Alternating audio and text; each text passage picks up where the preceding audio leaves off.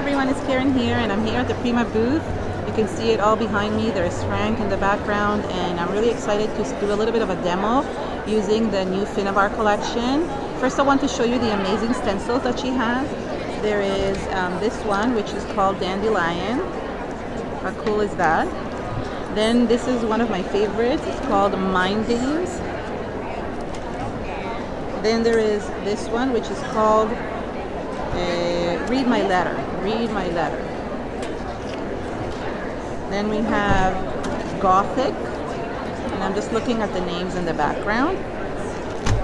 And we have Vintage Wallpaper, because it does look like a wallpaper. Then we have this one, Ornate Wall. Cool, huh? Very, very nice. And we have, this one is the Laurels, and the last one is Floral Net. So very, very cool patterns, and I can't wait to use them in all my projects. She also has some new waxes. They're really, really nice. They're matte and very creamy, and I want to show you all of them. So I'm gonna kind of bring down my my camera here so you can see them. I'm gonna be working on a couple of pieces that were made by Frank Garcia with his new molds, which are utterly amazing. I'm really excited to use them, and I want to show you how these waxes work on them. So the nice thing about these waxes is that they're matte, and they can be used on almost anything, and they give you a really nice patina effect. From the waxes, we have the rusty brown, and it's just a beautiful color. And it comes also in the rusty red. So these two together are very similar to the rust paste that we have. They're just creamier than the rust paste from Finnabair, and not as gritty as them. So it's more acts like a wax than as a paste. So then you have the patina green, and then you have the patina blues, which is very similar to the second set. The colors are similar to that, so you can work together with them. Then we have the old white, which is the first time I've seen a white wax, and it's utterly amazing. You can use it to create highlights, which I'm going to show you soon. And then you have the charcoal black. Now what's cool about it is that you can use them on any type of surface. You don't even have to use them on a black surface, but you can. And you can use them with many different applicators, so you can use them with different tools. So I'm going to show you how I'm going to age this piece. This is one of the Frank Garcia pieces. I'm just going into my black one, and I'm just going to basically cover the whole piece. And the details are just beautiful. They're amazing. So what I like about this is that it's not as dark as you think it is. It actually is more like chocolatey brown. And the reason why I add this first is because I want to create kind of a shadow in the background with this. So I always add the dark one first. You don't have to do that, but I like the look of how it looks like that. So there is the black, and if you want to, you can definitely add white gesso to this or black gesso, and it works perfectly fine. So there is that. Then I can go in with a little bit of the red and combine it together, because that will give it that rusty look.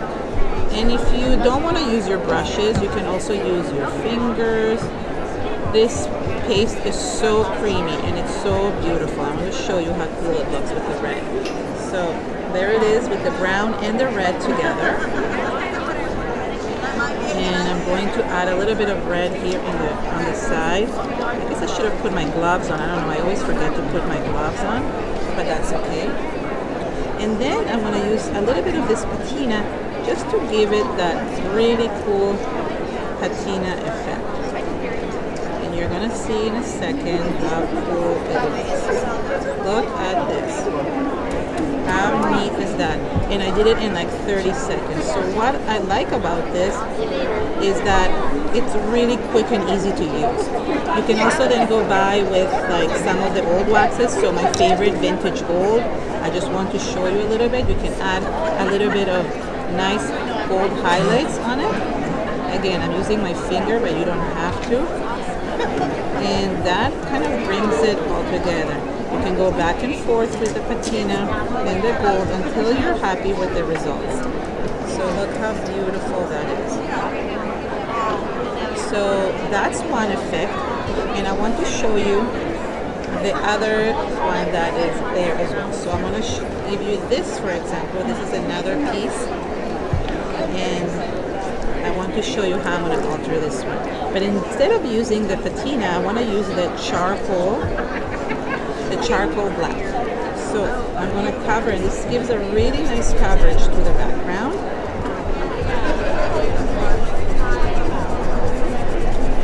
And it's going to give it like that rusty, non-metallic look. So it almost looks like metal, but it's not shiny.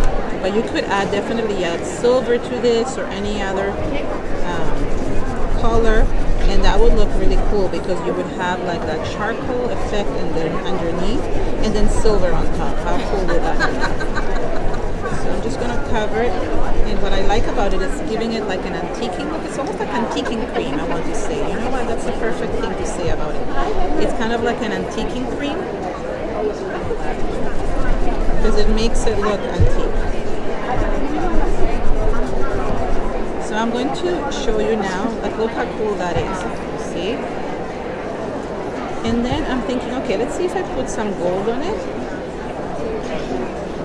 Okay, so that is good. But then what I really want to show you is the new white. And this is like a game changer because you can really create some really cool looks. This is amazing. So I'm just basically showing how I can antique this. It looks like almost like an antique. Yeah. So it's really, really cool. Matte wax, yes. I did this one with the patina, the patina effect. Yeah, and this one is with the thing. So you can really create some really neat antiquing effect. It almost feels like an antiquing cream. You can also use them with a stencil. So all the stencils that I showed, you can use them and basically run them through a stencil and create these really cool effects. So that's really neat as well. So there's lots of things that you can do with them, and it's really, really great. Another piece that I'm thinking that I can do is by using the patina and the blue together first. So there's so many different options that you can do with it. And just use patina on its own with a little bit of gold, without any browns or anything like that. So just having it all patina effect. And I'm going to use a little bit of the blue as well. And Finnabair is a division of you guys? Yes. One of our brands should be here. Does our team know about this? Yeah, you know, I was working with Nancy Peter. Yeah, she's not there anymore. Yeah. So then I know that there's a new buyer. Yeah. it's really, really nice, really, really pretty, and just looks amazing.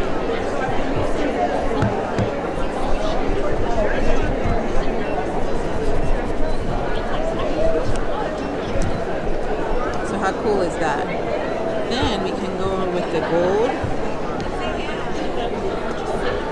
Oh wow, this is stunning.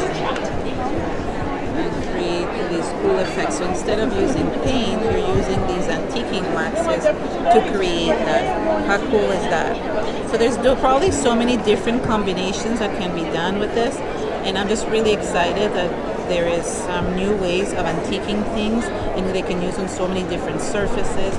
Like I said, like you can do things with stenciling and just probably so many different things.